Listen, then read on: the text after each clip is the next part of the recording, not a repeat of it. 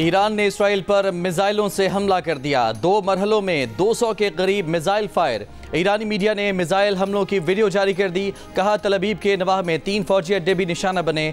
Israel के न्यूनतम फौजी अड्डे पर 20 F-35 तैयारे तबाह हुए। बहरा रूम में इसराइली गैस प्लेटफॉर्म पर भी हमला किया। पासदारान इनकलाब का 90% मिसाइलों का कामयाबी से अहदाफ को निशाना बनाने का दावा। इसराइल फौज ने तस्दीक की है कि वस्ती इसराइल में कुछ इलाकों पर मिसाइल गिरे हैं, ताहम कोई जानी नुकसान नहीं हुआ। अमरीका ने मिसाइल हमले रोकने में मदद दी। पेंटागन ने कहा कि इसराइल पर ईरान का ताज़ा हमला पिछले हमले से दुगना बड़ा था।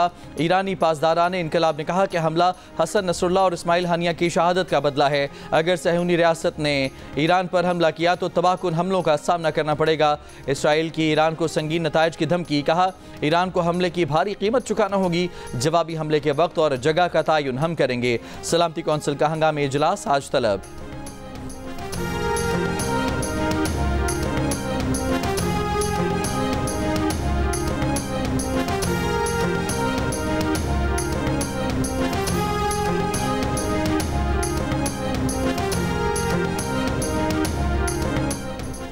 ईरान का हमला बज़ाहिर नाकाम रहा है। अमरीकी सदर जो बाइडन ने कहा कि ईरान के हमले के नताइज भुगतना होंगे। इसराइल को अमरीका की मुकम्मल सपोर्ट हासिल है। अमरीका इसराइल के दिफा में मदद के लिए तैयार है। अमरीका ने इसराइल के दिफा के लिए फ़ाल किरदार अदा किया। अमरीकी नेशनल सिक्योरिटी टीम इसराइली हुक्काम से मुस्तकिल राब्ते में है। इसराइली वज़ीर-ए-आज़म ने कहा कि ईरान ने बड़ी गलती की है, ईरान को कीमत चुकाना होगी। इसराइल पर ईरानी मिसाइल हमला नाकाम रहा।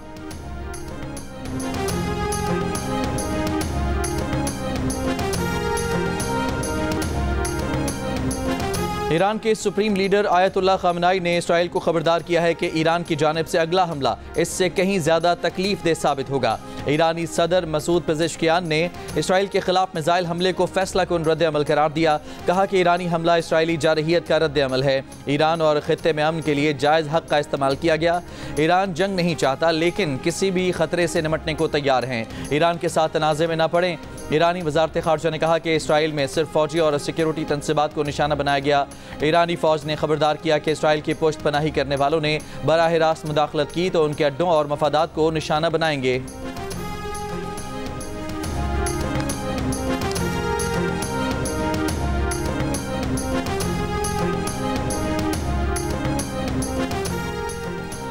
ईरानी मिसाइल हमले का जवाब क्या होगा, इस पर पहले इसराइल से बात करेंगे। ईरान को हमले के नताइज भुगतना होंगे। तर्जुमान अमरीकी महकमा खारजा मैथ्यू मिलर ने कहा कि ईरान ने इसराइल पर मिसाइल हमलों से कबल अमरीका को आगाह नहीं किया था। अमरीकी तनसीबात महफूज हैं। हमास के मुज़ाकरात पर राजी न होने की वजह से जंग बंदी नहीं हो सकी। ईरानी वज़ीर खारजा अब्बास इराक़ची ने कहा कि इसराइल पर ईरान का हमला मुकम्मल हो गया। इसराइल ने मज़ीद जवाबी कार्रवाई की तो जवाब दिया जाएगा।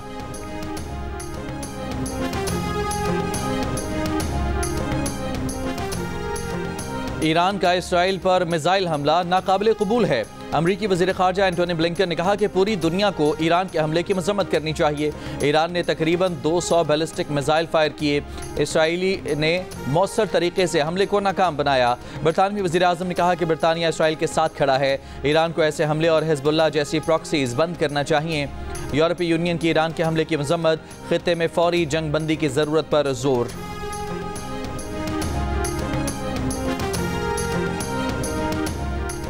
इसराइल पर ईरानी मिसाइल हमले से कुछ देर कबल तलबीब में 2 फ़लस्तीनी नौजवानों का हमला, 7 इसराइली हलाक, 17 ज़ख्मी। इसराइली सिक्योरिटी फोर्सेस ने दोनों अफराद की जान ले ली। इसराइली पुलिस का कहना है कि एक ने फायरिंग और दूसरे ने चाकू से हमला किया।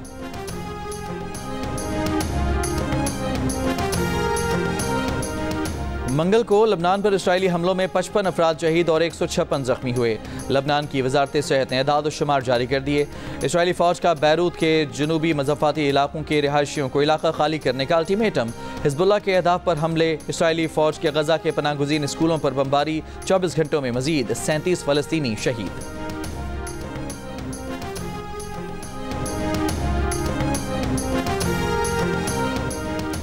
ईरान के मिसाइल हमलों के दौरान इसराइली शहरी बचने के लिए सुरंगों में चले गए। किसी ने सड़क के साथ बनी हिफाजती दीवार की आड़ ली।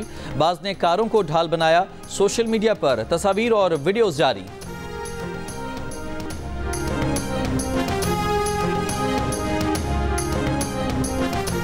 खित्ते में तनाज़ा बढ़ने के खदशात के पेश नज़र ईरान की दारुल हुकूमत तेहरान में पेट्रोल पंप्स पर रश। ईंधन भरने के लिए गाड़ियों की लंबी कतारें लग गईं।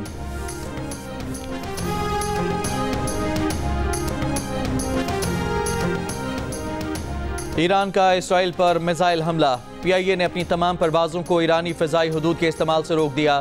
तर्जुमान PIA के मुताबिक ईरान की फ़िज़ाई हदूद इस्तेमाल न करने से मुतालिक फ़्लाइट प्लान असर-ए-नौ तरतीब दिए जा रहे हैं, जबकि सूरत हाल वाज़ेह नहीं होती ईरान की फ़िज़ाई हदूद इस्तेमाल न की जाएँ। इसराइल पर ईरानी मिसाइल हमलों के बाद तेहरान में जश्न। हिज़्बुल्लाह के झंडे और हसन नसरुल्लाह की तस्वीर उठाए अवाम सड़कों पर निकल आए। मिठाई की तकसीम, एक दूसरे को मुबारकबाद दी। लबनान में भी जश्न, बैरूत में आतिशबाजी, गजा में भी जश्न मनाया गया।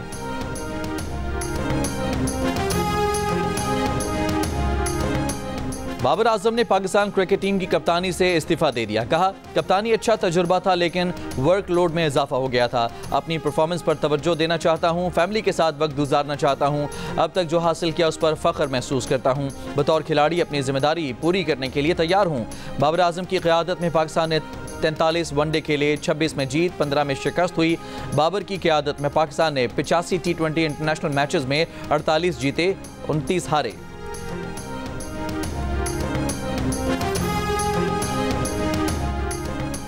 England cricket team test series खेलने मुल्तान पहुंच गई। इंग्लैंड क्रिकेट टीम आज और कल आराम के बाद 4 अक्टूबर से अपनी प्रैक्टिस शुरू करेगी।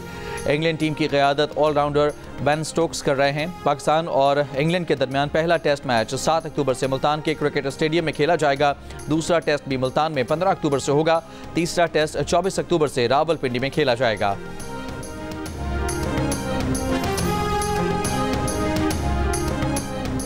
वज़ीर-ए-आज़म शहबाज शरीफ ने कहा है कि पाकिस्तान के दिवालिया होने की ख्वाहिश करने वालों का मंसूबा नाकाम हो गया। तरक्की का जो सफ़र 2018 में रुका था वहीं से दोबारा शुरू हो गया। कौम ने गुज़िश्ता बरसों में एक गिरोह की नाअहली के बायस मुश्किलात काटी। सितंबर में महंगाई 44 माह की कम तरीन सतह 6.9% पर आ गई। इतनी शरह कम होने से आम आदमी को रिलीफ मिलेगा। पेट्रोलियम मसनूआत की कीमतों में भी मुसलसल कमी से आवाम को रिलीफ मिल रहा है। शराय सूद कम होने से मुल्क में कारोबारी सरगर्मियों में इजाफा होगा। IMF प्रोग्राम से मईशत में मजीद इस्तेहकाम आएगा। पहले दिन से अवामी रिलीफ के लिए इक़दामात को अवलीन तरजीह बनाया।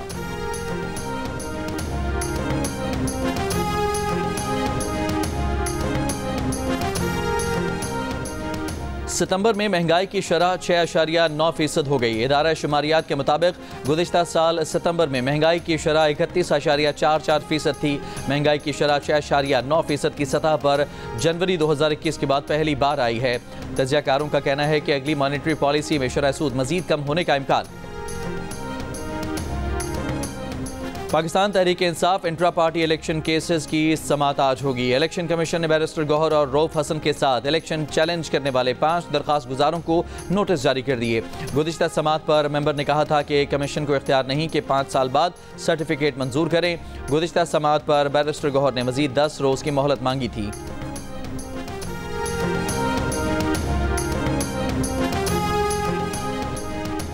चीफ जस्टिस काजी फायजी सा आईनी अदालत में बैठे या जस्टिस मंसूर अली शाह, मुझे कोई मसला नहीं। Chairman People's Party Bilawal Bhutto Zardari का Balochistan High Court Bar Association से खिताब। कहा, आईनी तरमीम से मुताल्लिक मौजूद चीफ जस्टिस के लिए जद्दोजहद नहीं कर रहा।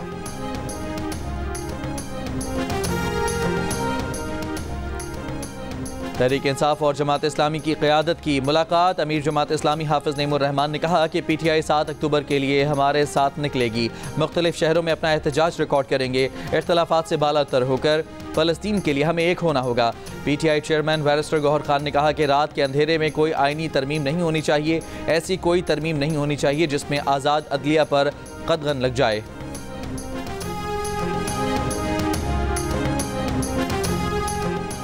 पंजाब हुकूमत ने जिला फैसलाबाद, बहावलपुर, टोबा टेक सिंह, मियांवाली, चिन्योट और झंग में दफ़ा 144 नाफिज कर दी।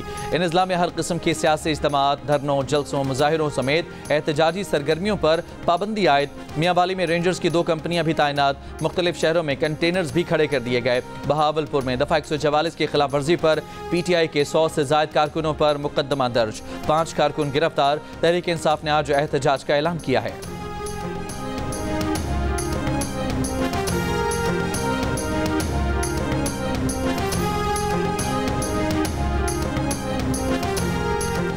प्रोग्राम कैपिटल टॉक में मुस्लिम लीग नून के सेनेटर तलाल चौधरी ने कहा है कि हुकूमत फैसला करेगी कि तहरीक इंसाफ का एहतजाज कहाँ हो सकता है। अडयाला से आए हुक्म के मुताबिक एहतजाज नहीं होगा। तहरीक इंसाफ के सेनेटर बैरिस्टर अली जफर ने कहा कि एहतजाज करना सियासी जमात का आईनी हक है। अगर यह हक छीना गया तो आवाम फट पड़ेंगे और इससे नुकसान होगा।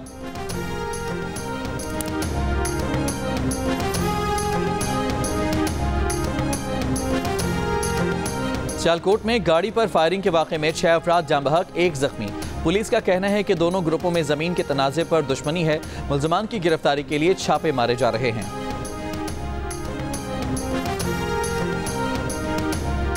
कराची ईस्ट और सजावल से पोलियो के 2 नए केसेस की तस्दीक। रवां साल अब तक पाकिस्तान में पोलियो केसेस की तादाद 26 हो गई। सिंध में रवां साल अब तक पोलियो केसेस की तादाद 7 हो चुकी।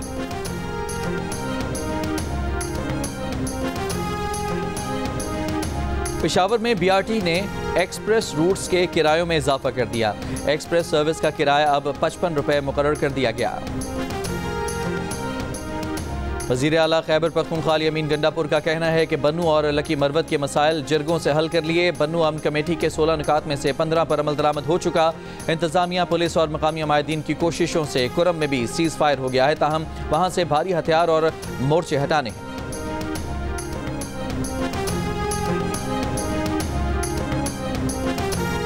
स्पीकर कौमी असम्बली अयाज सादिक से मुमताज़ स्कॉलर डॉक्टर जाकिर नाइक की मुलाकात। उम्मत मुस्लिमा पर दरपेश चैलेंजेस, बैनुल मज़ाहब हम आहंगी समेत दीगर उमूर पर गुफ्तगू। अयाज सादिक ने कहा कि इस्लामी तालीमात अमन, रवादारी और मोहब्बत का पैगाम देती हैं। स्पीकर कौमी असम्बली के हमरा डॉक्टर जाकिर नाइक ने ऐवान का दौरा भी किया। डॉक्टर जाकिर नाइक की मौलाना फजलुर रहमान के घर में सरबराह मौलाना फजलुर रहमान से मुलाकात। डॉक्टर जाकिर नाइक ने मौलाना फजलुर रहमान की इक़्तिदा में नमाज मगरिब अदा की।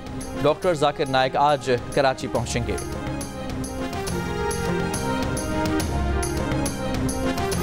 स्टैंडर्ड्स एंड पोर्स ने इसराइल की तवील मुद्दती क्रेडिट रेटिंग कम कर दी। इसराइल की रेटिंग A+ से A कर दी गई। GDP 0 रहने का इम्कान। खलीज ताउन कौंसिल का गैर मामूली इजलास आज दोहा में तलब। इजलास में खित्ते की मौजूदा सूरत हाल पर गौर किया जाएगा। GCC के वज़राए ख़ारजा इजलास में शिरकत करेंगे।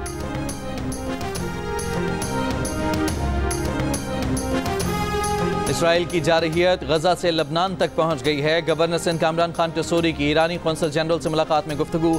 सैयद हसन नसरुल्लाह की शहादत पर इज़हार ताज़ियत किया। बोले, लबनान पर इसराइली हमले फिलफौर रुकने चाहिए।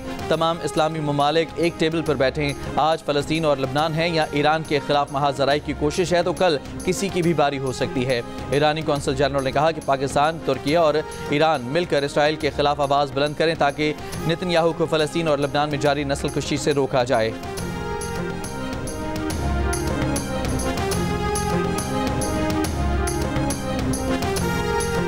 रवां साल का दूसरा और आखिरी सूरज ग्रहण आज रात शुरू होगा। पाकिस्तान में नजर नहीं आएगा।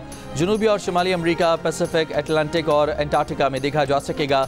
सूरज ग्रहण का आगाज पाकिस्तानी वक्त के मुताबिक रात 8:43 पर होगा। रात 2:47 पर सूरज ग्रहण खत्म होगा। आर्ट्स काउंसिल ऑफ पाकिस्तान जंग और जियो के इश्तराक से कराची में वर्ल्ड कल्चरल फेस्टिवल जारी। फेस्टिवल में पाकिस्तानी थिएटर, तालीम बालगान पेश किया गया। वर्ल्ड कल्चर फेस्टिवल में 3 रोज़ की तौसी कर दी गई। आर्ट्स काउंसिल कराची के सदर अहमद शाह का कहना है कि वर्ल्ड कल्चरल फेस्टिवल का इख्तिताम 30 अक्टूबर को होना था। अब फेस्टिवल 2 नवंबर तक जारी रहेगा।